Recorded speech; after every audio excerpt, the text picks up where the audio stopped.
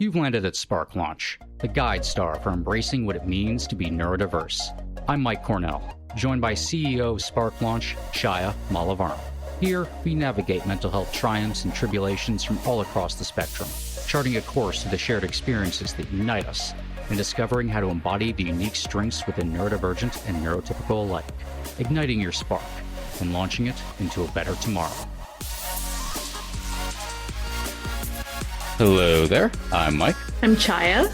And today we have Sam Led, renowned coach, author of Beyond ADHD, and the voice behind the podcast, The Fearless Now. With a profound understanding of ADHD and neurodiversity, Sam often explores what is possible when we take our thinking less seriously and discover the innate wisdom beneath the daily ADHD noise. With a background in studies from the University of South Florida and Nova Southeastern University, and a graduate degree in conflict resolution, Sam is a powerful catalyst for clients looking to recover and flourish from major life setbacks or losses. Thank you for joining the show. This is a really big deal for us. Just thank you so much for wanting to come on and talk to us. Yeah. Anytime that I can be in a place where I can make people, not even make people, but point people back to what is true within their own experience and wisdom within them, is I know I'm doing my job. And when I share my story, I know I'm doing my job. It's not for egoic pursuits. And this, I make my bread and butter as a coach, but this is not a job for me. So thank you so much for coming on the show. I was a guest on your show and now it's your turn. And I have to say, I love coaches because they've realized something from their own personal journey that they now want to help others from their own personal transformation. And so when you see someone saying they have figured out their ADHD, well, we're all trying to, right, and live in our strengths. I also want to point out to the fact that there was a time when it was really challenging. So I want to dig a little into that time where be able to share some of your experiences and also your transformation journey, how you got on the other side. Yeah, it's a great question. And I grew up, I'm a Gen Xer, dating myself. I grew up going to school in the starting out from my elementary school education from the late 70s into the 80s and very early 90s until I started college, where the way we dealt with, or the way instructors, teachers dealt with behavior problems. And that's in context, because what is a behavior problem to one teacher is actually curiosity and how can I empower my student to participate in the class without disturbing it so much, is with punitive measures. And in this country, and I'm 50, so in this country, if you are a Gen Xer, we were at the tail end of corporal punishment. So it was actually legal in many jurisdictions, in many places in this country, that you could physically assault, you could hit your students. That's fact. For me, it was when I would be mind wandering in class, or I would speak out of turn, or I couldn't sit still and I'd have to, and I wouldn't sit in my chair. And then when the teacher, instructor, whomever was in the classroom, who was the adult, would tell me otherwise, I'd like look at them and ignore them. And then there was consequences, right? So either I would be sent to the principal or corporal punishment. That's what happened. That's what was the consequence of feeling misunderstood in the classroom as a little kid in 1981, in 1970, by being 6, 7, 8 years old. I was misdiagnosed a whole bunch of times, probably 15 times until 2000. Now, mind you, I have my graduate degree in conflict resolution. And sometimes it's, being caught up in my ADHD house of horrors, it's like conflict evolution that I'm mindlessly making up in my head. So it's interesting that I look at what my graduate degree is in. But the greatest challenge growing up in my formal education years was the fact that I felt like I was speaking a different language to my teachers and they were speaking a different language. To me, it was like the Tower of Babel syndrome in the Bible, where people where it was like I was from a different country and everyone else was from the US and I was from Macedonia or wherever. And because I learned very differently, I understood how world works differently than the average pupil in the class. And my learning style was so different from everybody else's that it would piss off a lot of teachers. And on top of that, because my learning style was different in the way I retained information, learned information, and expressed what I learned in class, whether it was through an exam or not, was different. And that became problematic because in some areas I was really strong in school, like history and creative writing and communication. But when it came to math and physics and chemistry and all those other subjects, I was so bad at. I would drive my teachers crazy because I would be asking the same question over and over again. And to me, it was like, well, yeah, because they are not explaining themselves properly. and so that was my experience. I don't look at my formative education as a challenge, really. It's just what was happening at the time and just what I needed to experience in order to learn more about myself and also about how I'm going to show up in the world as an adult, as a teenager, as a kid. And there's really no journey to any of it. It was more like, it's like an immigrant that comes over from the old world to this country. There are certain challenges that they're going to experience, and that's okay. Is it fun? Do immigrants suffer? Sometimes, yeah, financially, socially, or otherwise. ADHDers have an experience too. None of it bad. And the reason why none of it's bad is because we've been conditioned to believe that suffering is something that we need to do everything possible to run away from. And one of my mentors, Citi Banks, said, if the only thing in life we weren't afraid of was our experience, that alone would change the world. And looking back at those years, yeah, a lot of it was uncomfortable. Yeah. Did I feel misunderstood? Absolutely. Because I was very intuitive and very empathic as a little kid. So add that to the mixing bowl of public school education. And I thought everybody was empathic. And I thought everybody could feel the things that I could feel and see the things that I could see beyond what was in our present reality. And it was very, very overwhelming because I felt very alone in that. Now, I did have friends. Because I was a likable kid, because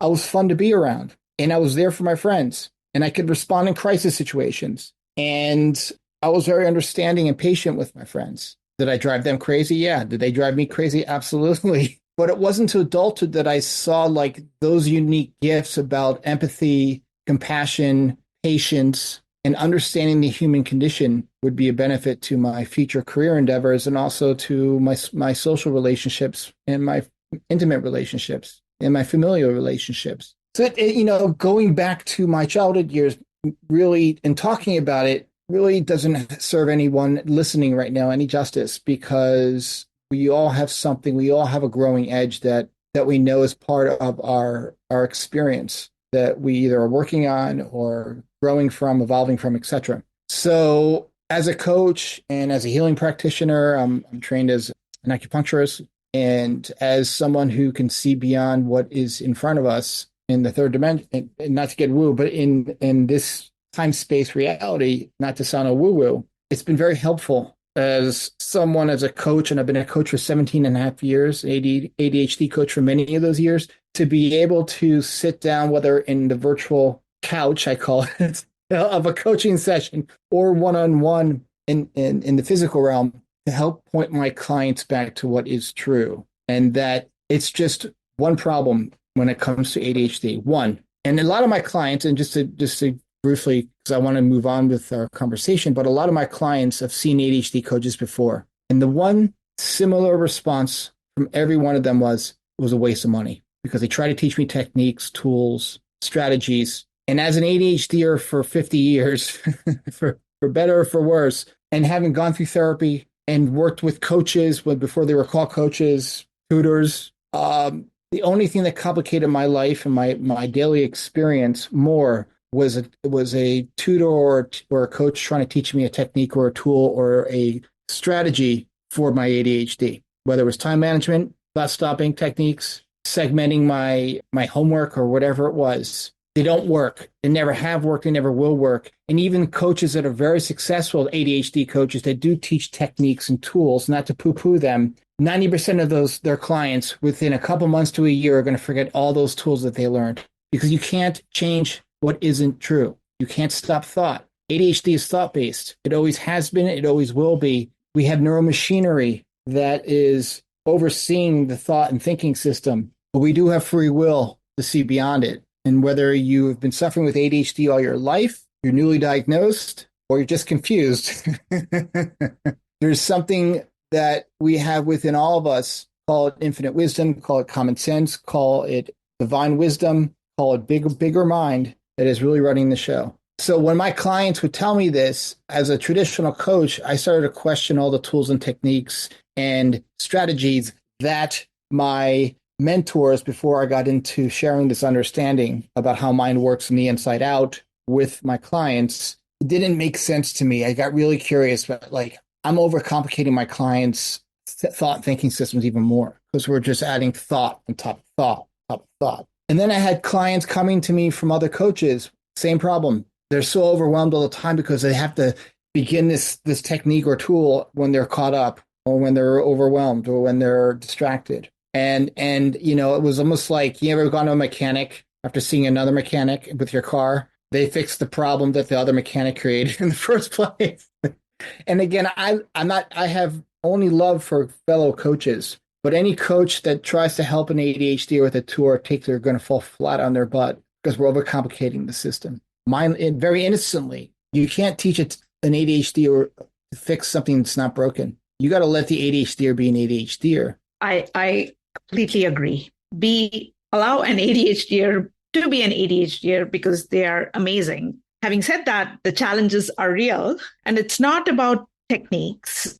It's that perfect formula that works for everyone. Everybody should be coaching the right way, like what you just described, Sam, and then there wouldn't be punishments, right? I just want to briefly touch on the punishment part, because the punishments happen even today in different forms. And you've met so many people through your coaching. I want to just talk about a little bit on what damage a punishment does to an individual, to an adult, and what trauma they would experience. And what have you seen? Yeah, great question. Well, and in context with an ADHDer, you have to understand ADHDers' neuromachinery is very, very sensitive. It's almost like if you ever played on a really tuned piano, like if you have a friend or someone, or you go to the Steinway store and you touch those keys, and I play the piano, so that's the only metaphor I can use. It's finely tuned, right? What happens with especially with punishment, when we're young and our brains are forming, it's kind of like we're throwing the piano, our own inner piano, at a tune. And then we're stuck at a tune because we didn't realize that we're our own piano tuner. We can bring it back into, and that's why coaching is so amazing, because a lot of people are coming, a lot of ADHDers are coming to see us out of tune innocently. It's like getting your car aligned. So for me, with the clients that I see is that a lot of ADHDers fawn, FAWN. They fawn. They are, if they go to work or they're in school, they come home and they just hide from life. They don't make connections with people because they're so used to the pushback or whatever stories are in their head, whatever old tapes from traumatic experience. The thinking they have in the moment is all being connected to traumatic event. We know what trauma is. We know it's an old neural tape that keeps hitting play in our mind. And it's really unfortunate. It's really sad. You listen to like old people, because I'm middle-aged, but like you listen to our parents, right? Older people, you ask them about what was it like going to school or life was before we really understood how neuroanatomy and how mind works. And they'll say, we didn't get away with much, and things had consequences, mistakes had consequences, but we were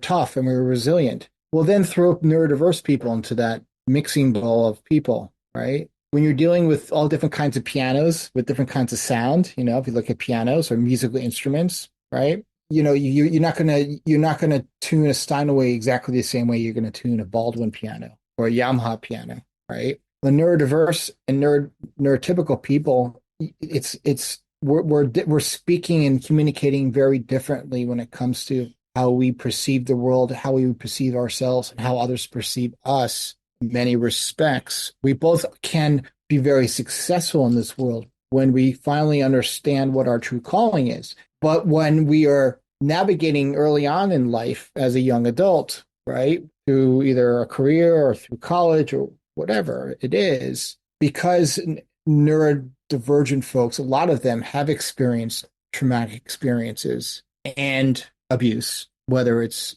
emotional or physical abuse, especially in academia or in formal education.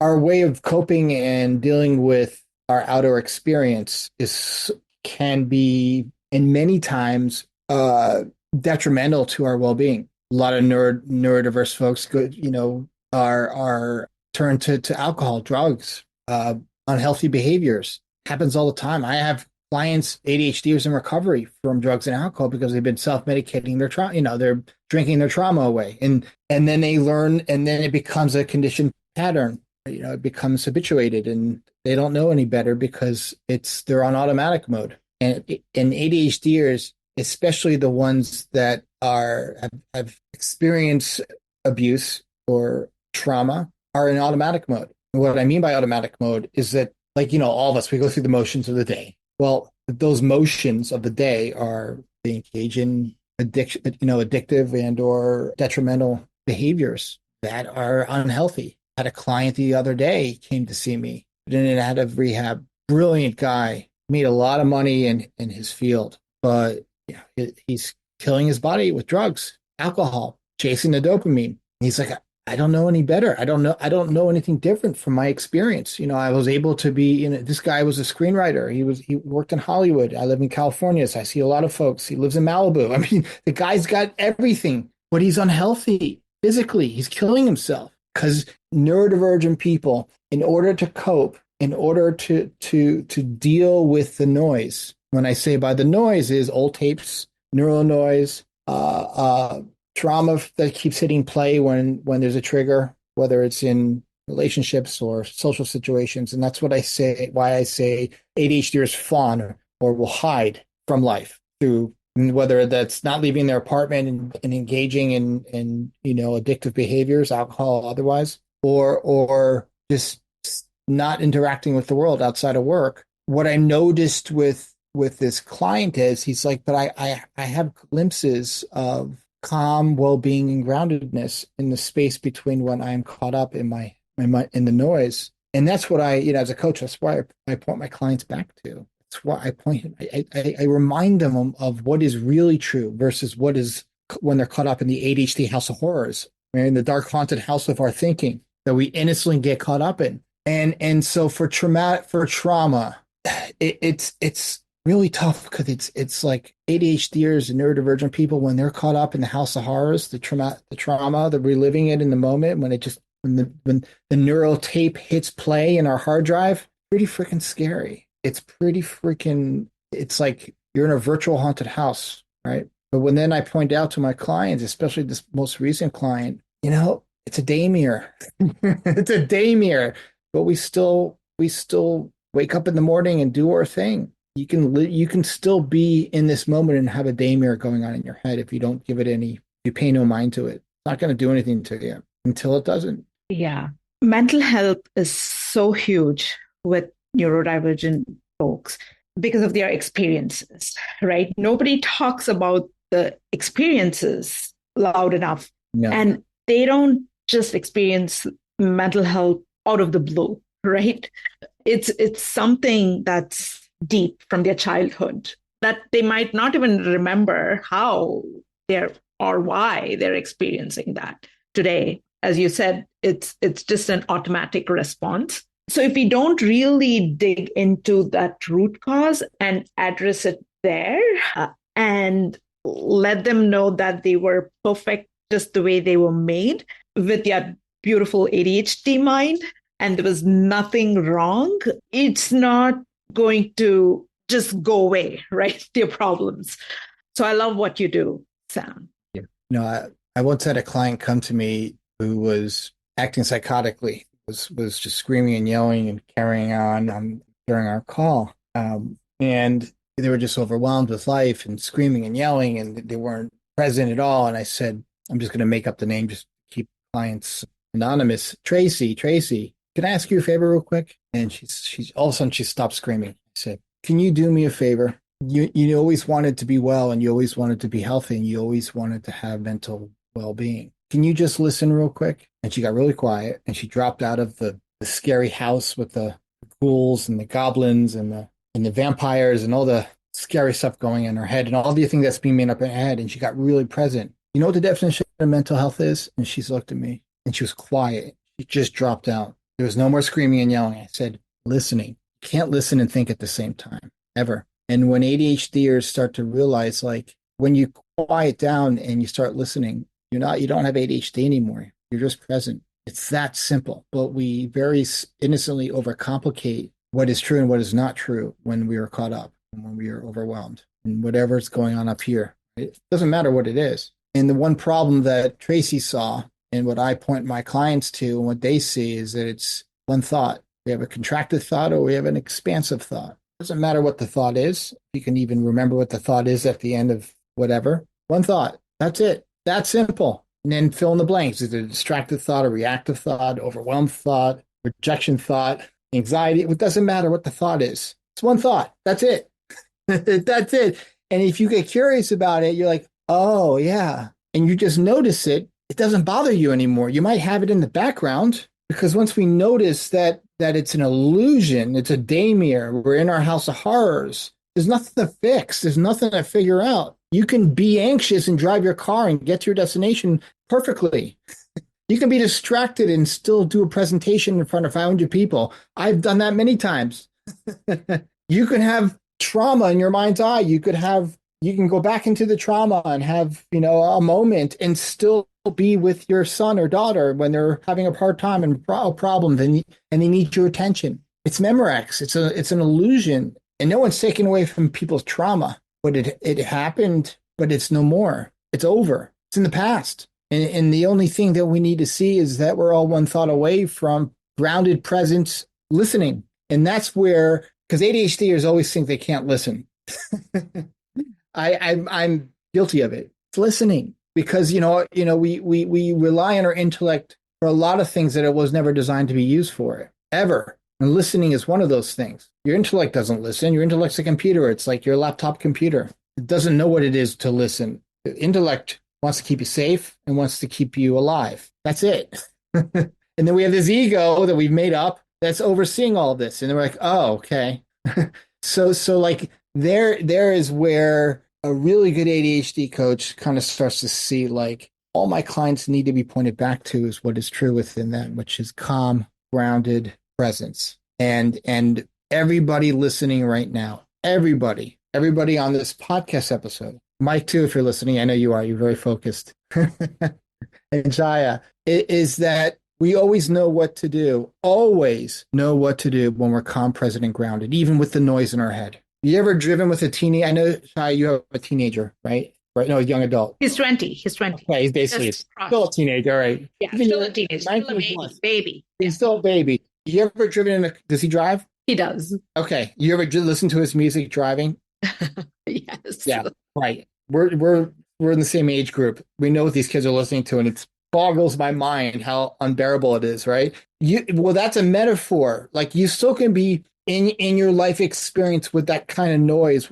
Like it's like driving with a teenager with his music blasting, right? And it feels so chaotic and overwhelming. You're like, oh my God. You still can make great decisions in life. Your teenager is still driving with that loud music, right? He's still making life and death decisions. He's still got his hands on the wheel, still driving in a split second. He's not up in his head. He's grounded, present, and centered. Well, ADHDers, because we hyper-focus on everything that we do, for better or for worse, when we're grounded, present, and focused, sky's the limit. Omnipotential all the way. And that's what I point my clients to. And that's what I think, we could focus on the trauma and focus on what's wrong. But I think at the end of the day is you're going to find underneath that there's a pretty amazing, brilliant, creative, compassionate, empathic superhuman underneath all that nonsense. An interesting thing you said earlier, that every struggle you may have has a purpose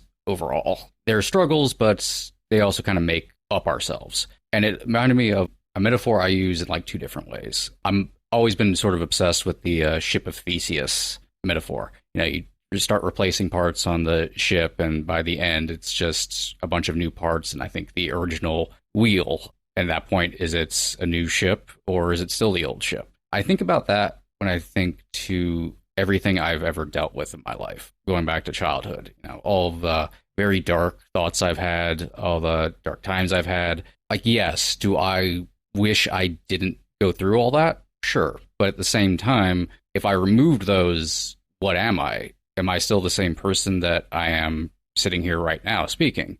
And to that end, talking about kind of noisy brain, definitely what I always call it, the noisy brain.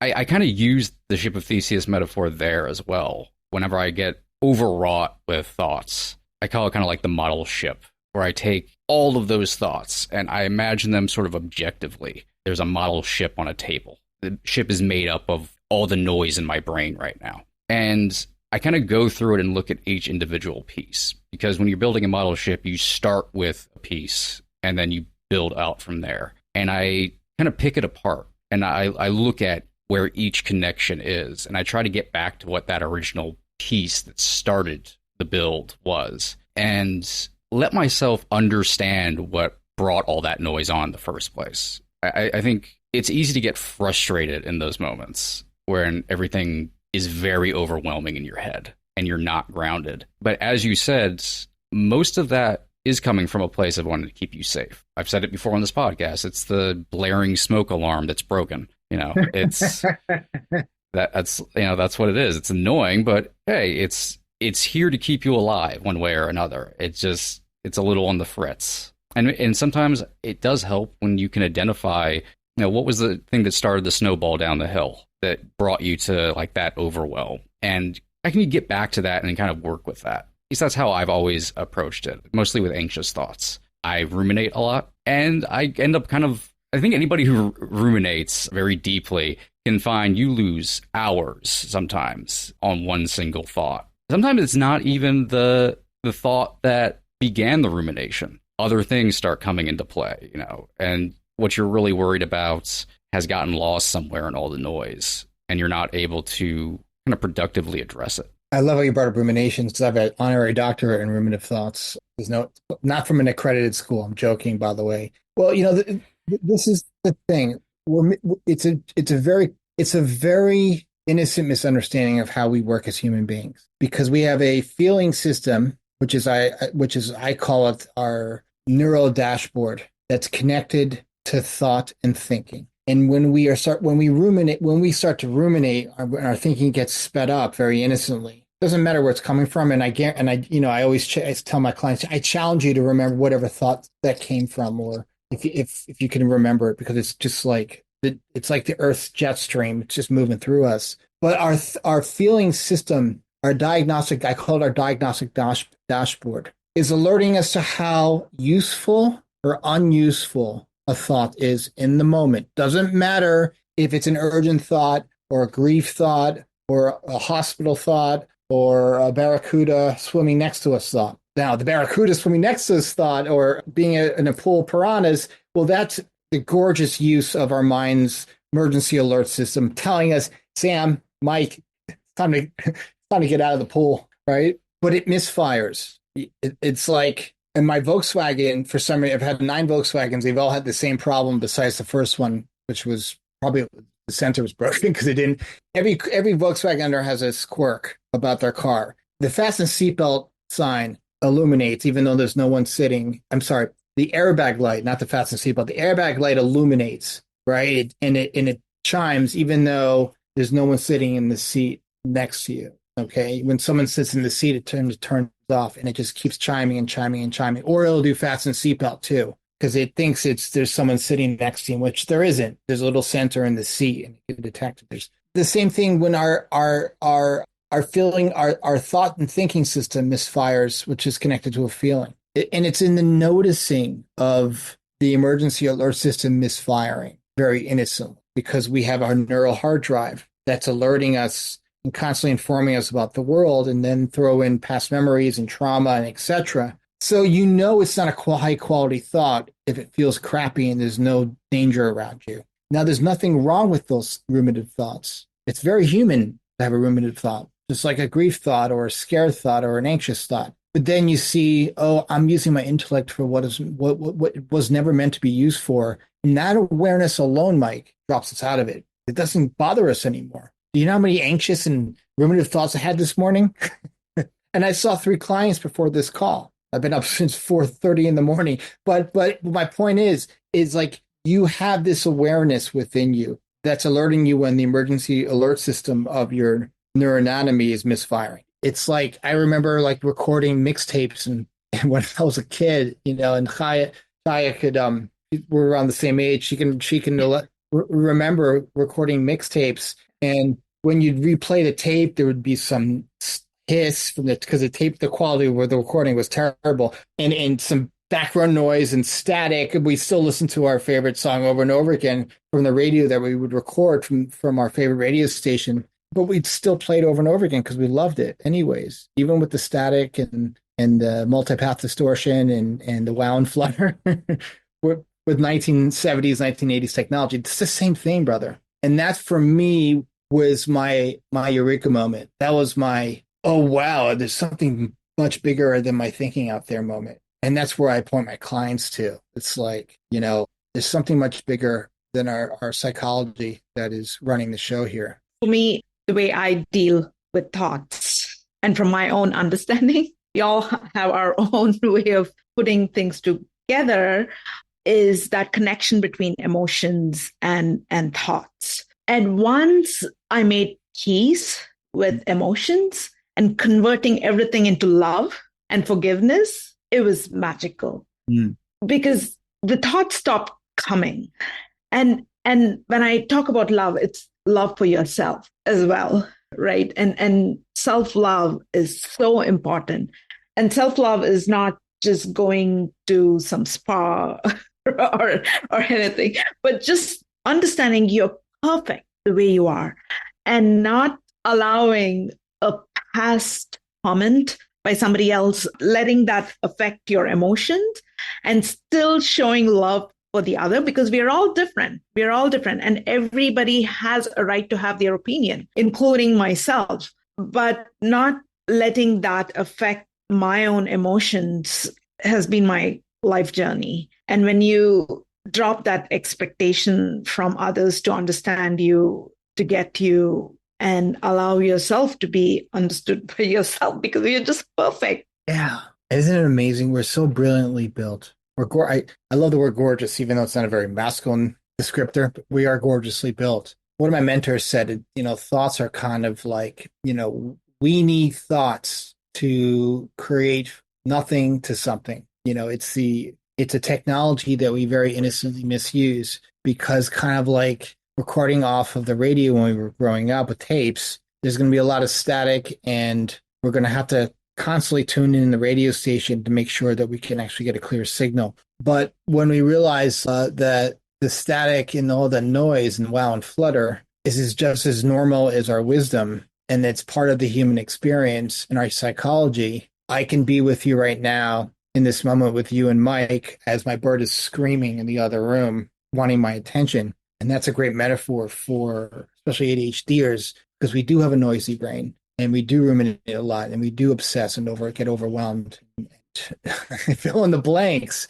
But we also have many, many, many moments of divinity when we're calm, grounded, and focused or hyper-focused, where we see the technicolor brilliance of our world in this moment as we all share in this moment. Not to get all pithy or anything, but what I know is true, what always has been true, what always will be true, is we are all one thought away from that space where we create the common sense space, the I just know what to do space. I just knew to turn this computer on, plug it in, put my Logitech camera and hit the button. I didn't need to think about it.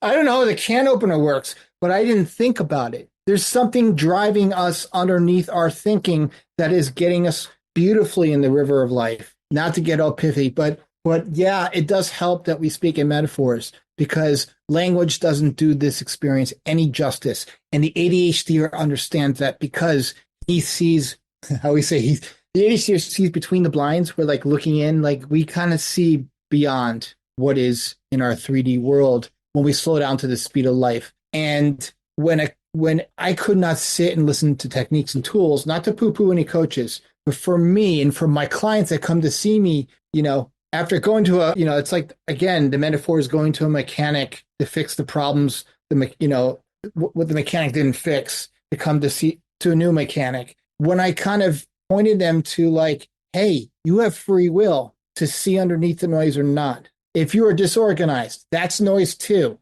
Remember when you were organized, maybe a couple of days ago when you just got things done, you didn't have to think about it. And if you don't want to get things done because you're procrastinating, well, that's made up too. And we've made that up and conditioned ourselves to believe that that's true. And if it feels constricted when we contract in our thinking, you ask yourself, is it true or am I just caught up right now? It's not true because we know what's true when we are expansive, when we can just like bring it home. Like if you ever watched, you live in Boston now. So have you ever watched, yeah, you're in Massachusetts, like one of the greatest baseball teams in the history of baseball, the Red Sox. If you've ever watched the Red Sox game, those fans, no matter what, it's kind of like the New York Jets. If you're a Jets fan, like if you're a Red Sox fan, you've been there through thick and thin. But 150 years of the Red Sox playing ball, maybe a little bit less, 125 years of the Red Sox being around. They see the resilience within the Red Sox. They'll go to a game and it's 20 degrees out. They'll go to a game when it's 120 degrees out.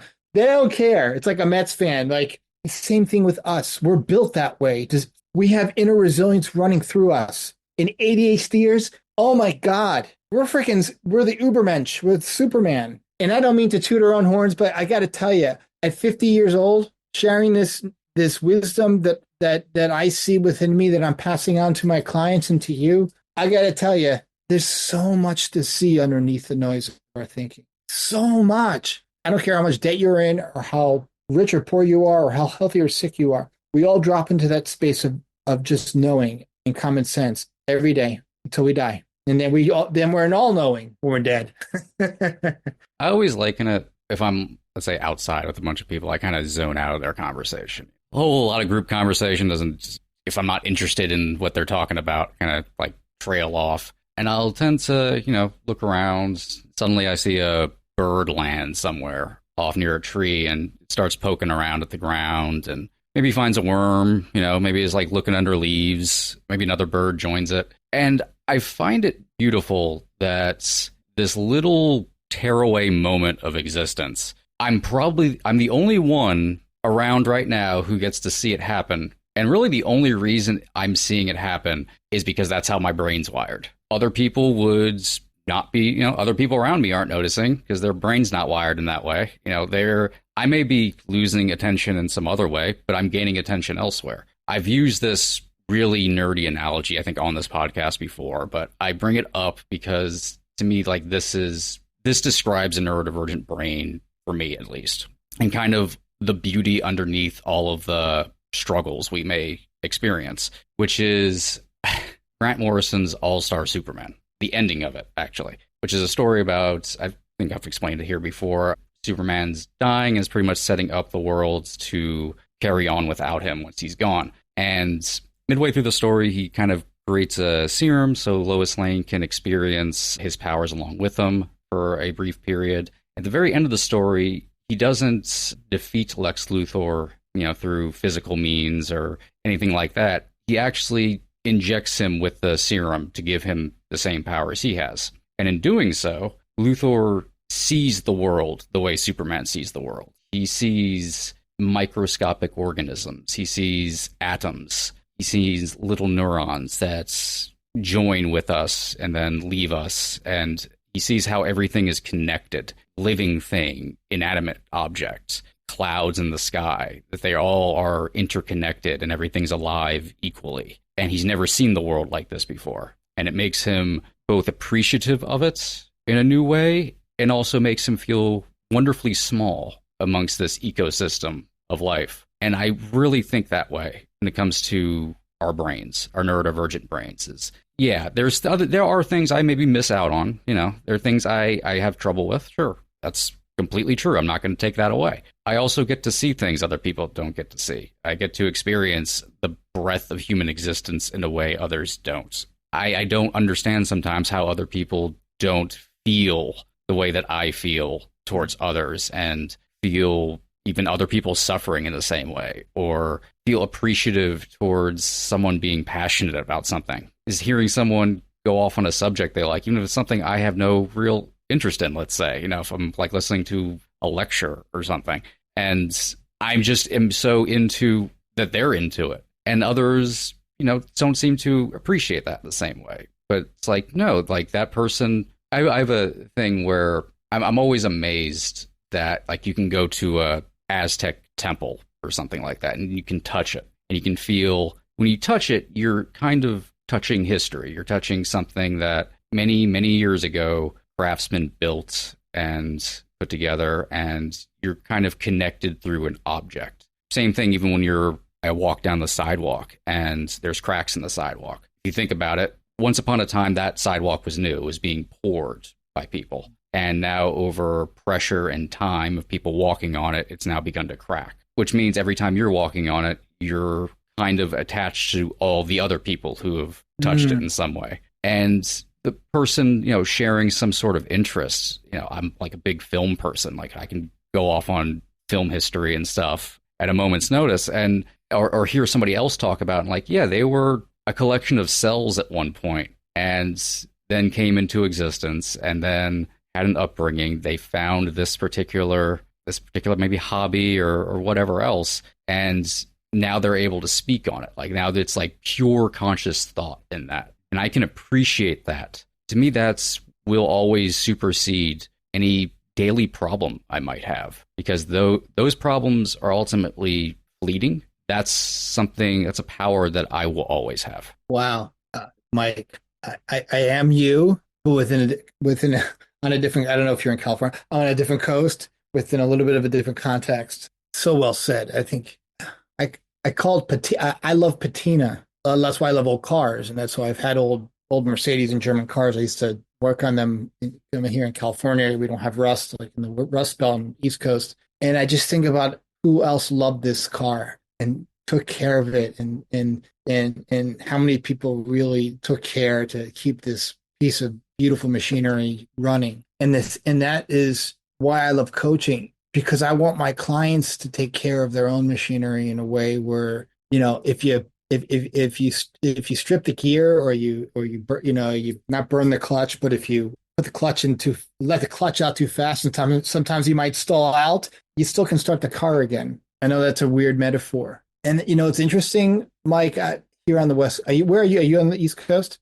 Yeah, Maryland. Okay. Here on the West Coast, we do this thing called surfing, although you could do East Coast surfing too. Pretty freaking cold in the wintertime. A lot of neurodivergent folks like us, like me, like you, we surf. Why? Because you get to experience in your own experience the power and just daunting force of nature in a way that's so personal, and you get to hyper focus on it when you're paddling out, and you're, not to get all I don't want to get all what's his name? He was called a psychonaut.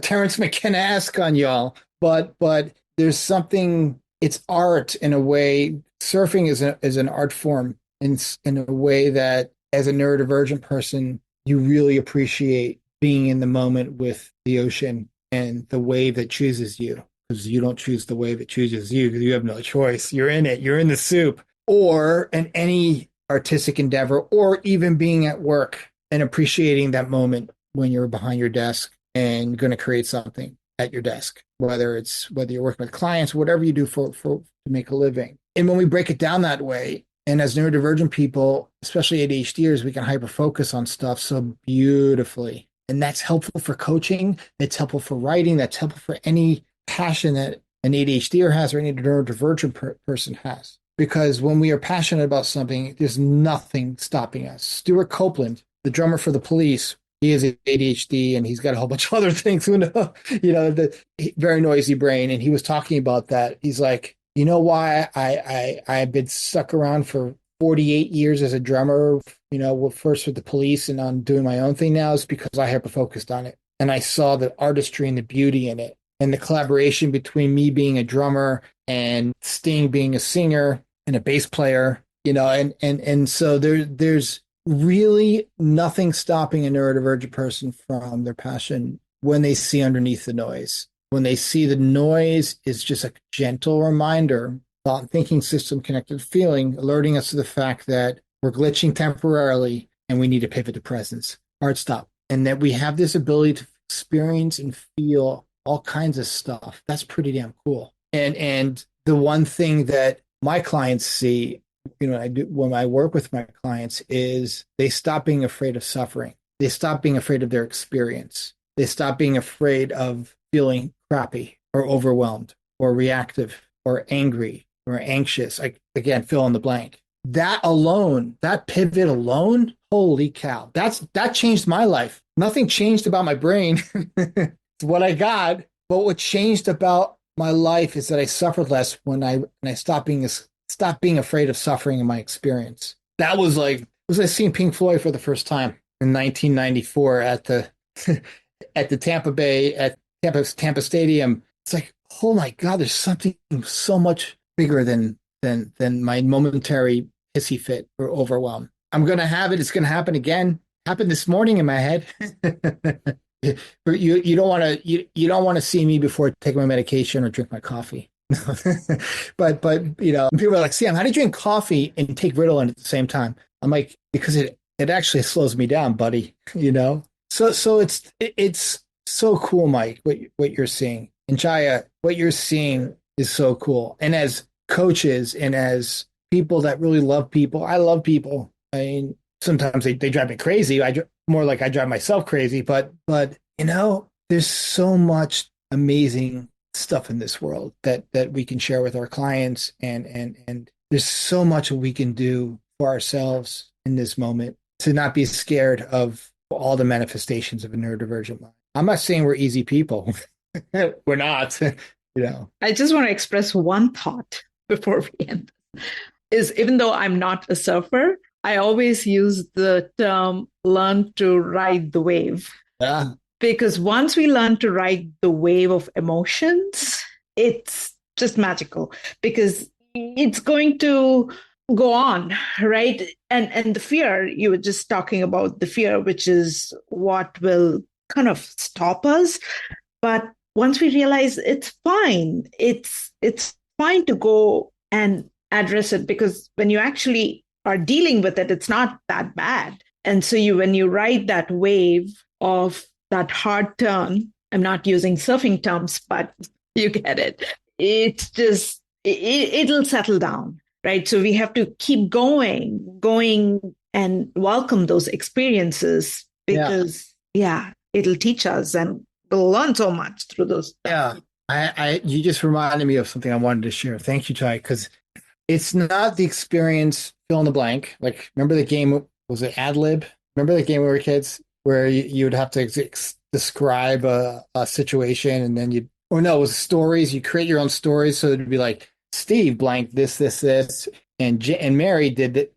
Again, the game Ad Lib is the fact that we're having an experience in this moment, a thought, thinking, feeling experience, right? And we're ad libbing it by living in the experience of our judgments, our criticisms, our beliefs that innocently contaminates our felt experience, our thinking experience, our visual experience outside of us. And that's okay. But once you see that we're living in the judgment of our thinking and that you can't not think, I mean, you can live in a moment of less thought where thinking slows down, but living in an experience of no thought doesn't exist. Now, you can live in an experience of no thought with thought in the background and psychology in the background. That's why people meditate, right? That's why but you don't need to meditate to live in a walking meditation. You still can have ADHD or fill in the blank, whatever you want to,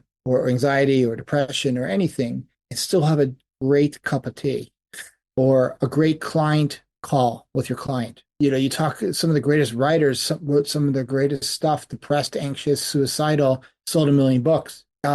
We still can live a successful life in fear, anxiety, overwhelm, ADHD, you know me, whatever. You still can be with the moment and still have all this noise in the background, like making that mixtape with all the static and noise on the tape. You still can enjoy the music. And that for an ADHDer to really see that, because what does an ADHDer experience growing up and through their younger years? Pushback, criticism, right? I'm a problem. Everyone says I'm a problem. I must be a problem to my teachers, to society. So we create all this negative gobbledygook about how we see ourselves in the world, and we think that's truth.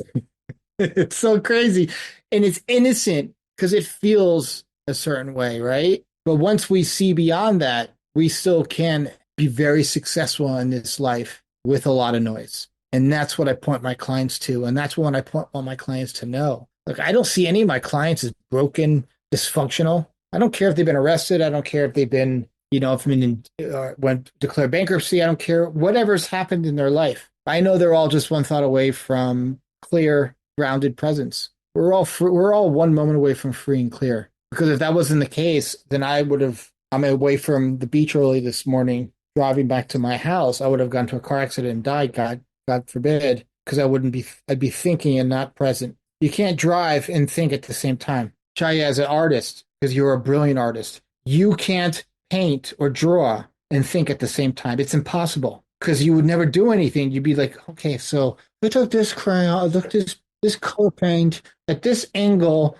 turned it this way, God, it'd be. Yeah. It's once you learn to tap into your instinct and just work through your instinct. I'm surprised at the end result as anybody else, because something magical has entered me and made me do all these things that Say that again. Something magical. No, it's your wisdom. It's my inner wisdom. That's your inner divinity. That's some people call it Christ consciousness. Some people call it inner wisdom. Like, we don't know who, like I always say to my clients, I'm your Uber, let me be your peace of mind Uber driver, because you're going to tell me where to go and I'm going to point you to peace of mind. I don't care what your past looked like. I don't care how scared you are of your future or how scared you are right now in the present moment. We're going to find a freeway that has less traffic on it. Yeah. Your mind slows you down because it can only go at a certain speed, but it's lightning speed. Yeah, it is our inner self, which is so wise. It knows what to do. It knows not to do. It knows who to trust, who not to trust. Just allow and drop into that space. Just the glory of consciousness, conscious thought. Like you said, you can change anything with one thought. That's what it takes. And the Uber driver analogy is something that I've used a lot. And I actually first heard it when I was going through peer support training, actually. And it's true. I mean, that's why, going back to what you're saying about, just teaching coping skills or whatever, you provide them. Sure, you can provide things, but that's also a bit akin to if I got into an Uber and then I said where I wanted to go and they decided to take me somewhere else. It's not really how that works. You go where the person wants you to take them, and maybe you'll know some other pathways to get there, but you have to always allow the person to go where they want to go. Especially when you're dealing, I think, with ADHDers and neurodiverse people who have so often had their agency very much robbed from them by other people who've told them what they're capable of what they're not capable of, what they should be doing, always with the shoulds, and allow them to find their way to that peace of mind that they've been wanting to on their own. Because we all kind of have that ability in us. We just maybe need a little bit of help uncovering it sometimes. Well said, Mike. As a coach, I just remind people what they already know. I'll ask a client, so tell me what it feels like just to feel calm. Tell me what it feels like to feel confident. Tell me what it, give me an example when you felt grounded. And then they'll tell me. I said, okay, do that. Do that more. That's it. Because they've had those moments of confidence, of clarity, of knowing what to do next, of feeling just present in the moment. Like that's all. That's all that's on offer. That's always been on offer for all of us, is that we just forget. And then because we're up in our ADHD house of horrors, we're up in our Netflix movie that we think is real, and then we drop out again and we go back up. We all do it. We all go up and down levels of consciousness, whether you have ADHD or not. We all, every human being walking on this planet goes up and down levels of consciousness. We go up in our head and our intellect that we think is the truth, which is 100% not. You know, it's kind of like you can Google anything. Our laptop computer, when we go up here into our head, is like Googling something. Google's great. Knowledge is great, but it doesn't teach you life. I mean, you can Google a lot of things, but it doesn't teach you compassion, doesn't teach you how to interact with people, doesn't teach you how to do life. I mean, yeah, you can probably Google how to build a house and get all the materials for it, but we know through common sense and inner wisdom really how to build the house. We have this built-in kind of, I would call it the kitchen, you know, like if you love cheeseburgers, have this built-in kitchen that knows how to make a cheeseburger, right? Yeah, there are different recipes, but ultimately you can just make a cheeseburger. Like you don't need to rely on anything else but your own inner wisdom. Obviously, there's certain things you need to know, but at the end of the day, we have this kitchen that knows how to create really yummy stuff. And that's a metaphor for what is possible when we start trusting what is true in this moment. And that's what gets clients, like, really shakes them out of their intellect and out of their heads, is what's true in this moment. What can be true in this moment and what can't be true in this moment. Yeah, but no, that's made up. All of it. The yeah, but it's all made up. Doesn't matter how anxious, overwhelmed you feel. And once clients begin to see that, the yeah, buts, the story that the Netflix movie that they're making up, the commentary, the judgments, the criticisms about their life, whatever's going around and their behaviors, whatever, they see that they're innocently making that up. They can begin to stop hyper-focusing on the negative stuff, the behaviors, the judgments, the criticisms, the anxiety, all that stuff. Because what do ADHDers do? Well, our superpower, many superpowers, one of them is hyperfocus. So it's very, very easy for an ADHDer to hyperfocus on rumination. Just as easy it is as the hyperfocus on surfing or making money. And when the clients kind of sees like they have free will to choose either making money, surfing, or hyperfocusing on rumination, it kind of all makes sense. And I think that's what is inherently within us, to see, like, we have this technology called thought that we sometimes use for a greater purpose, and other times we use it against ourselves very innocently. We all misuse it sometimes, right? I mean, it's like, have you ever gotten a speeding ticket? Oh, yes. Parking ticket?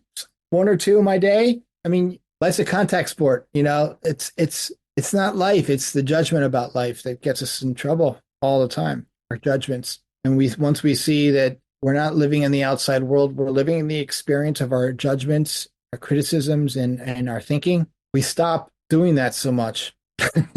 We just stop doing it that much. And then sometimes we go back up there and we start doing it again. And then we go, oh, wait, I'm up here. No. I'm sorry. I didn't mean that. But we have free will at the end of the day. Yeah. And it's hard to remember sometimes. Most of the world is telling you the exact opposite. Yeah. That's it. We're not living in the outside world. We're not living in the external world. We're living in the experience of our inner world. Yeah, it's not outside in, it's inside out. And sometimes we forget, and we all forget. I don't care if who you are, how wealthy or how who you are, or how old or sick or young or whatever. It doesn't matter. We all do it. But we need the contrast. We need that contrast to see what is true and what did I always say? What is Memorex? Chaya knows what Memorex is. What is recording made? What is made up and what is true? So if we didn't have the wow and flutter and the neurostatic and the anxiety and overwhelm and ruminative thoughts, and we didn't have that, we wouldn't know what is true, what is not true. Like, you need that contrast, because absent of that, we'd be, that's the afterlife. Sorry to get all morbid, but like, that's what happens when we experience total consciousness. As Chaya, I mean, yeah, we don't want that. We don't want total consciousness. That'd be like one big DMT trip. We don't want that. We want contrast. I know. I love contrast. We need the pain. We need the I need to have my growing edge. Yes. Isn't that weird? We need that. We need contrast in everything. As an artist, I know if it was all plain white, it would be a blank canvas. And so you need that dark and the lightness to make it beautiful. Yeah. In everything. And even in politics, in people's opinions, we need that difference, right? And once you respect people's differences and just allow us to be us and not judge ourselves or others, it's going to be beautiful. If we all practice that. Yeah, if you didn't have contrast, Chai, you wouldn't be painting all that gorgeous stuff that you paint. And you know, I mean, like, yeah. And I'd be out of business and stuff. It's like, you know what? My uncle Kenny, may he rest in peace. I said, you know, he was a dermatologist, and he said, you know, there wasn't cancer. He's like, do you tell your patients, you know, about the dangers of skin cancer? You know, and he's like, no, because it's not good for business. He's like, I tell them we're sunblocked. They don't listen anyway, so it doesn't really matter. But my point is like, you need the contrast. Like, you need to know, like, what dark looks like, what that experience is like, or what suffering feels like, or anxiety feels like. You have to have that, because without that, you wouldn't know what it's like to be alive for real. Yeah, you're not meant to be happy all the time. And I think exactly. And I think the world is trying to sell happiness. and if we stop trying to be happy, we'll actually be happy. Yeah. And that's the thing about our machinery. And this is where ADHDers need to be careful with dopamine, because we do have neurochemicals that can get us in trouble.